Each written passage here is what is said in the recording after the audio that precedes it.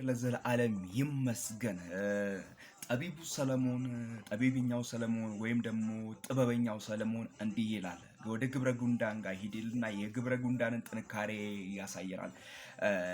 ጉንዳን በጣም ጠንካራ የሆነች ነፍሳት ነችና በነገሯን የምታደርገው በጣም ብልጥ ስለሆነች በክረምት አይደለም የምታደርገው፣ በበጋ ነው የምታደርገው። ፀሐይ ባለበት ነገሮች ምቹ በሆኑበት ሰዓት በዛን ሰዓት ምግቦቿን ትሰበስባለች፣ የምትሰራውን ነገር ትሰራለች፣ ጠንካራ ነች።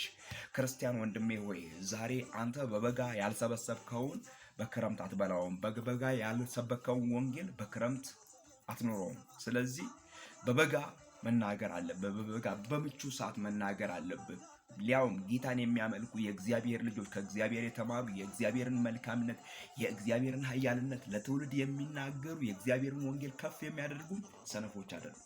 አየህ፣ ነገሮች ሊያደርጉት እኛ ሰነፎች አይደለንም። እኛ ዝም ብለን ከሰማይ የሆነ ነገር ዱብ ይላል ብለን የምንጠብቅ ሳይሆን እግዚአብሔር የእጃችንን ስራ ይባርክልናል፣ እግዚአብሔር ይረዳናል፣ እግዚአብሔር መንገዶቻችንን ይከፍትልናል፣ እግዚአብሔር በር ይሰጠናል፣ እግዚአብሔር የወንጌል በር ይከፍትልናል፣ እግዚአብሔር ዲያብሎስን ይጥልልናል፣ እግዚአብሔር በአንድ በኩል የመጣውን ጠላት ይበትንልናል እያለ የእግዚአብሔርን የኃያሉን የእግዚአብሔርን ስም የምንጠራ ነው። ምክንያቱም ሰነፎች አይደለም። ከጉንዳን ወይም ደግሞ ከግብረ ጉንዳን የምናንስ ፍጥረት አይደለንም። የእግዚአብሔር ውድ ልጆች፣ የእግዚአብሔር ውድ ስጦታዎች፣ የእግዚአብሔር አምሳሎች፣ በእግዚአብሔር አምሳል የተፈጠርን የእግዚአብሔር ልጆች ነን። ስለዚህ በበጋ ያልሰበክነው ወንጌል በክረምት አንኖረውም። በበጋ ያልዘራነውን ዘር አናጭደውም።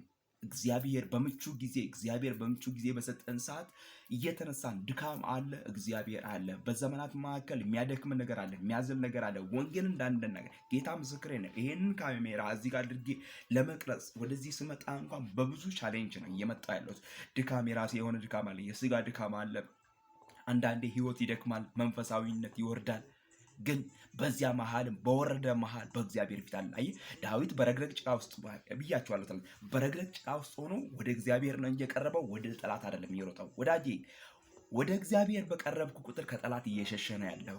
ወደ እግዚአብሔር በቀረብክ ቁጥር ከዲያብሎስ እየራክ ነው ያለው። ወደ እግዚአብሔር በቀረብክ ቁጥር ወንጌልን እየሰበክ ነው ያለው። ወደ እግዚአብሔር በቀረብክ ቁጥር ከእግዚአብሔር ጋር ያለህን ቁርኝነት ግንኙነት እያበዛኸው ነው ያለው። ስለዚህ ወደ እግዚአብሔር ቅረብ። ያንን ስታደርግ ከሰይጣን ትርቃለህ። ዘመኑ ክፉ ነው፣ እግዚአብሔር አለ። ስለዚህ በርቶች፣ ጠንካራዎች ነው። በጸሎት በርቱ። አንደኛ፣ ሁለተኛም በጸሎት በርቱ፣ ሶስተኛም በጸሎት በርቱ። ምክንያቱም እግዚአብሔር አምላክ በጸሎት የበረታውን ወደ ኋላ አይጥለውም። ዳንኤል በጸሎት በርትቶ፣ ነቢያት ሐዋርያት በጸሎት በርትተው ጌታን ጸልየው ነገሮቻቸው ከወደቁ፣ ጌታን ጸልየው ሰንሰለታቸው ከተበጠሰ፣ ጌታን ጸልየው ከእስር ቤት ከወጡም ለእኔና ለእናንተም የሚናገረው ይሄ ወንጌል እንጸልይ ነው የሚለው። ስለዚህ ትውልድ መዳን አለበት። ትውልድ ወደ እግዚአብሔር እቅፍ መምጣት አለበት። ትውልድ የሰማይን አምላክ እግዚአብሔርን ማክበር አለበት። ትውልድ ለሰማይ አምላክ ለእግዚአብሔር መስገድ አለበት። ይሄ የወንጌል ባህሪ ነው። ጌታ ለዘላለም ይባረክ። ታላቅነቱን ኃያልነቱን በማህበራዊ ሚዲያ አውሩ። ውድ የመስፍን ቤተሰቦች እንኳን ጌታ ረዳችሁ፣ እንኳን ጌታ አገዛችሁ። እየገባችሁ ላይክ እያደረጋችሁ ወንጌል እንዲዳረስ አድርጉ። ኢየሱስ ጌታ ነው። ኢየሱስ ያድናል።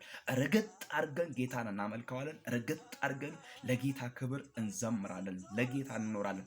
ይሄንን እያደረግን ጌታ ወደኛ እስኪመጣ እኛ ወደ ጌታ እስከምንሄድ ድረስ የእግዚአብሔርን ወንጌል እንናገራለን።